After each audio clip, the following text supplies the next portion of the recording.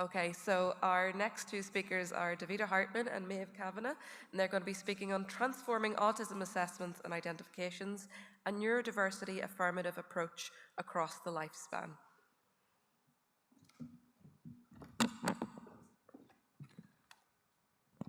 Hi, everybody, and thank you very much. You know, our biggest anxiety coming here today was actually that we were going to be able to get all of the information that we want to talk about into 12 minutes, because this is something that we're so passionate about. And it's going to be, the presentation is actually with myself, Davida Hartman, and Maeve Kavanagh here that I work very closely with, and also our colleague, Dr. Anna Day. We're going to show a short video from her as well. She was supposed to be here, but she wasn't able to come at the last minute. So just a brief introduction to who we are and this approach. This looks like we are a big plug for our books, but actually we were like, how can we possibly cover everything that we want to cover in this time? But just for anybody interested or any clinicians who are interested who are undertaking autism identifications, which is what we call assessments, the Adult Autism Assessment Handbook, a neurodiversity-affirmative approach, and the neurodiversity-affirmative Child Autism Assessment Handbook goes through absolutely everything. So it goes into all the background of what it means to be neurodiversity affirmative, the history of the movement, but also goes into really, we really wanted it to be a very practical, that's why it's called a handbook, practical steps for what we actually mean, what we actually do in the sessions, and all the post-identification support, which is really important. And we do that, it's funny, there's so many, we're talking about connections between different colleagues and different organizations, but one of the authors of these books is Tara O'Donnell-Killen, who is here today, who started Thriving Autistic, who has a stand outside. And all of the post-identification support recommendations in both these books is through her, but we couldn't have 4 speakers because that would be ridiculous. Anyway, I've already talked too much. I'm late identified ADHD, so my issue is keeping it brief. So I'm going to work hard at that today. So this is Dr. Anna Day, and she's going to be introducing what it actually means to be neurodiversity affirmative and a little bit of the background to the practicalities of the approach. I'm Anna, and these are my colleagues Davida and Maeve. We work together in the adult autism and ADHD practice here in Dublin. Autism assessments for both adults and children have traditionally been conducted within what Walker refers to as the pathology paradigm. So current diagnostic criteria sit within the pathology paradigm, focusing on so-called deficits that autistic people or ADHD show in their social communication and behaviour relative to neurotypical counterparts. At the adult autism and ADHD practice, the Children's Clinic and Childversity, we adopt a neurodiversity affirmative approach. We work within the neurodiversity paradigm, which in brief tells us that all ways of being in the world are as valid as another. Being autistic or ADHD is fundamental to everything about that person who moves through the world and experiences it as a neurodivergent person. We do not have a conditional disorder. Being autistic or an ADHDer is part of our identity, a community, and a culture. Autistic flourishing or functioning is driven by the relationship between the individual and the environment. Difficulties in life arise because we're living in a world that doesn't always recognise or meet our needs. Non-neurodivergent people often don't understand that we have different sensory needs, communication styles, and experiences, and this is where things can lead to challenges. Why work in a neurodiversity affirmative way? Working in this way allows us to work collaboratively, inclusively, and respectfully with our clients without imposing neuronormative values. Adapt clinical approaches to better meet autistic and ADHD needs and acknowledges the structural and systemic barriers that exist in accessing healthcare. Deficit-based assessments can lead to the person and those around them restoring them as disordered. These narratives can be internalised and impact well-being. Taking a neurodiversity affirmative approach to identification means that the story created together about the person's identity does not involve comparison to neuronormative ideals, and instead allows for a strengths-based exploration of the person's experiences whilst acknowledging differences and difficulties. What is a neurodiversity affirmative identification process? Our process doesn't use standardised measures. This is because these are typically based on a deficit-based understanding of autistic or ADHD experience, don't reflect the full diversity of autistic or ADHD experience, and there's no standardized measures that are fully neurodiversity affirmative. Our process does, however, follow NICE guidelines and gold standards for practice. We gather information about experience depending on age and communication style through our intake forms and clinical interviews, including medical and mental health history and trauma experiences.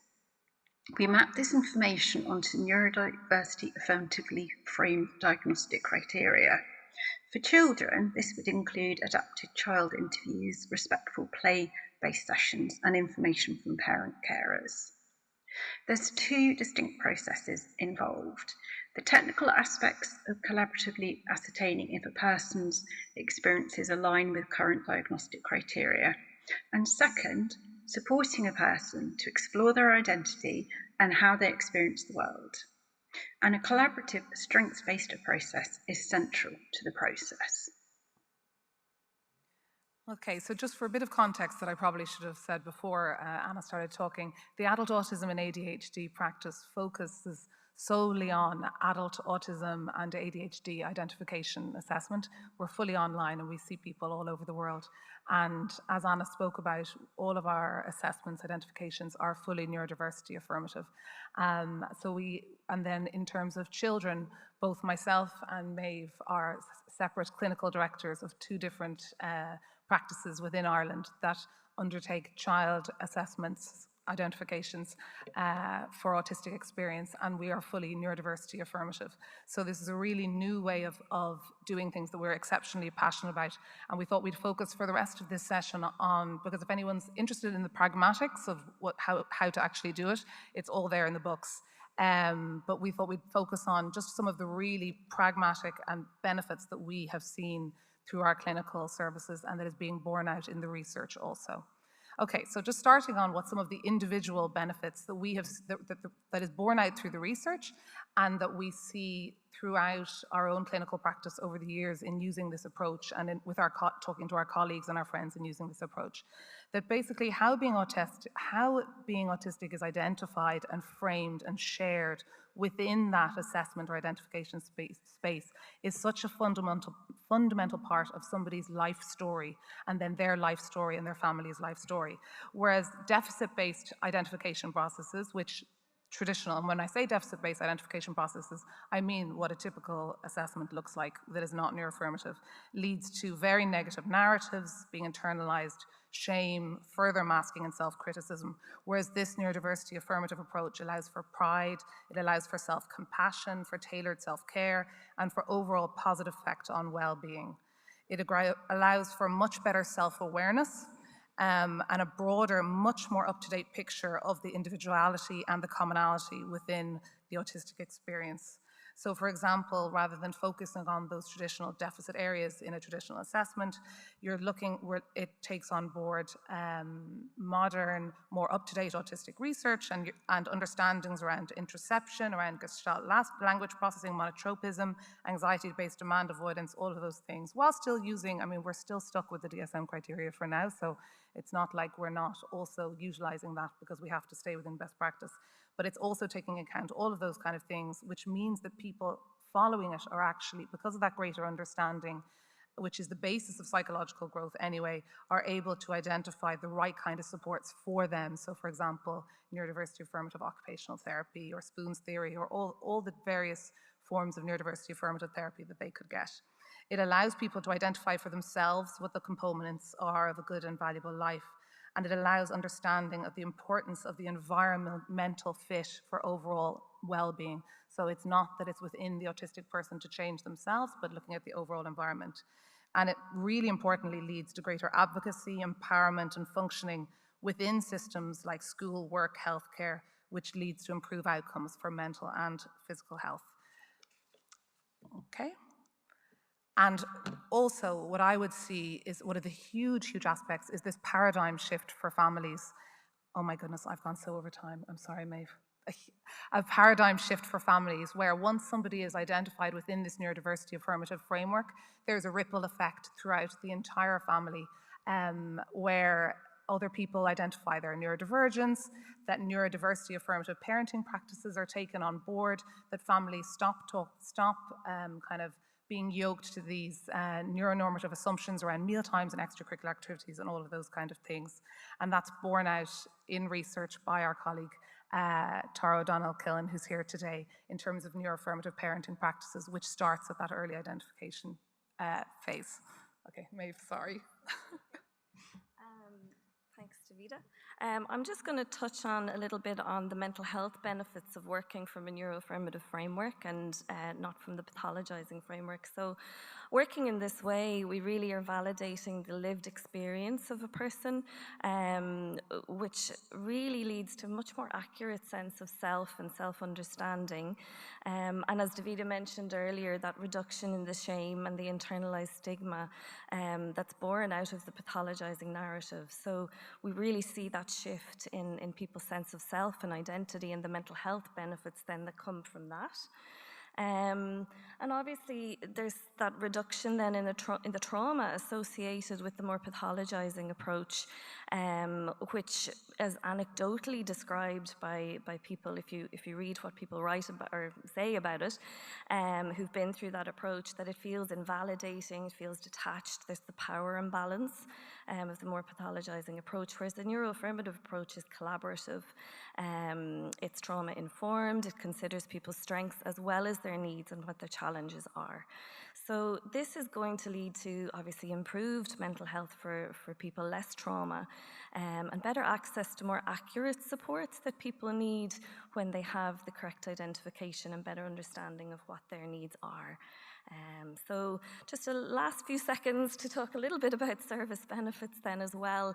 What we see, I think this is going to, we know it improves the accuracy of the services that we provide because we have a better understanding of people's strengths and their needs and a more accurate sense of their self, and coping strategies are not pathologized.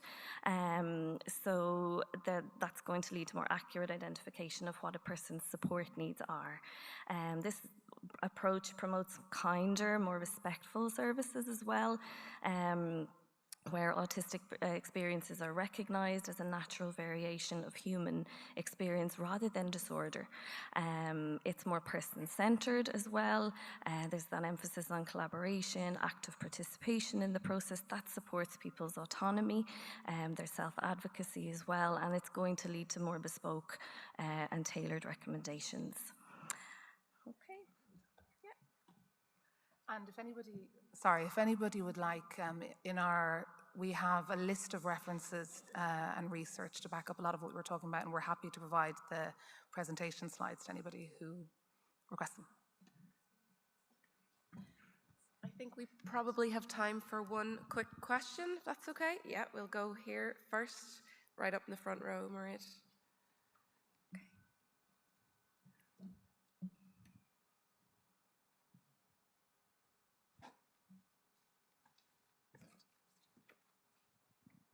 Thank you for an interesting presentation.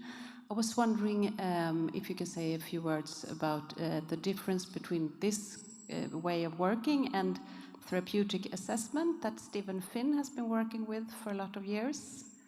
Yeah, do you know, I think that there's probably a lot of crossovers, because that's what we're always talking about as a team, that the work that we do is a therapeutic process for sure, and it's what our clients would say. We're hoping to do research into it, because a lot of the clients coming through us, that's exactly what they say, and that's what we aim for actually, that it's a therapeutic process, while at the same time gathering the information that, you know, fits the DSM criteria, which we wish that we didn't have to use. But yes, it's a really important part of the process, absolutely. Thank you. Thank you. Huge thank you to Davida and Maeve. Really appreciate your time.